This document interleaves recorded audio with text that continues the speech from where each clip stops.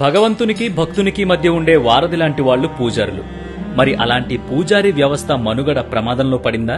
మనం గుడికి వెళ్లిన వెంటనే మనం బాగుండాలని, అంతా మంచి జరగాలని ఆ దేవుడి తరపున మనకు ఆశీర్వచనం అందించేది పూజారి. మన కష్టాలన్నీ విని అవి తీర్చమని మన తరపున దేవుడికి అర్జీ పెట్టేది పూజారి. మరి అలాంటి పూజారికి 5 వేళ్లు నోట్లోకి వెళుతున్నాయా అంటే ఎంతమంది దగ్గర సమాధానం ఉంది?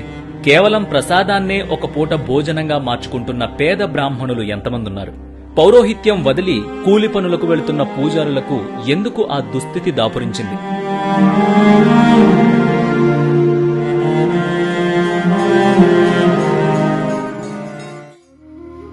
తిరుమల వెంకటేశ్వరుని గుడి ఆదాయం 100 కోట్లు.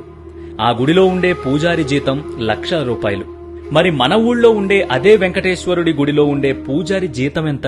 ప్రతి ఏటా తెలుగు రాష్ట్రాల్లో హిందూ దేవాలయాల నుంచి లక్షల కోట్ల రూపాయల ఆదాయం ప్రభుత్వాలకు చేరుతున్నా ప్రతి ఏటా వందల మంది పేద పూజారులు అర్చకత్వం వదిలి వలసలు పోయి రోజు పని చేసుకుంటున్నారు. ఇలా అయితే దేవుడిని మేల్కొల్పేదెవరు? మీ ఊరిగుళ్ళో హారతి పట్టేదెవరు? రేపు నీ పెళ్లితంతులో శతమానం భవతి అని వేద మంత్రాలు ఉచ్చరించేదెవరు? ఇక్కడ ప్రతిదీ వృత్తే, కాని పూజారులది మాత్రం బాధ్యత. మరి అలాంటి బాధ్యతని కష్టసుఖాలతో మోస్తే పర్వాలేదు, కాని కాలే కడుపుతో మోయడం సాధ్యమా?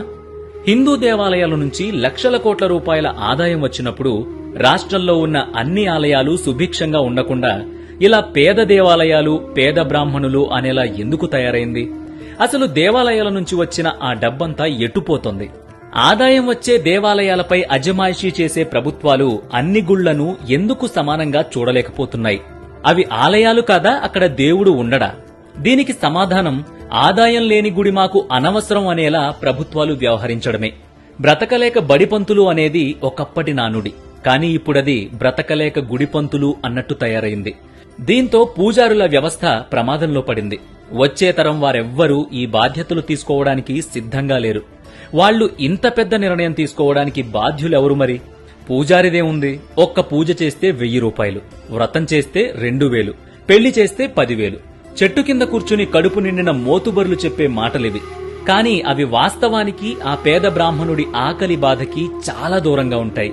ఇన్ని దరిద్రాలు తాను అనుభవిస్తున్నా సరే నీ దరిద్రాలు బాధలు పోవాలని నీకోసం నీ తరపున ఆ పూజారి ఆ దేవుడికి ఎందుకు చెప్పాలి?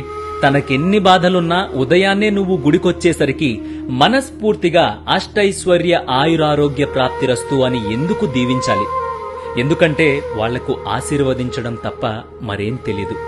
ఒక్కసారి సెటారి సరిగ్గా పెట్టకపోతే గొడవ పడే వాళ్ళెవ్వరూ వాళ్ల బాధలను మాత్రం పట్టించుకోరు. రూపాయి బిళ్ల వేసి అరడజన్ అరటిపళ్లు ప్రసాదంగా అడిగేవాళ్లు కొంతమంది. 11 రూపాయలు హారతి పళ్లెంలో వేసి మొత్తం తనే పోషించినట్టు మాట్లాడేది మరొకరు. ప్రతి ఏటా 100 దేవాలయాలు కడుతున్నారు.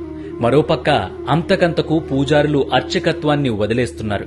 మరి రాబోయే రోజుల్లో మీ గుడిలో పూజారెవరు?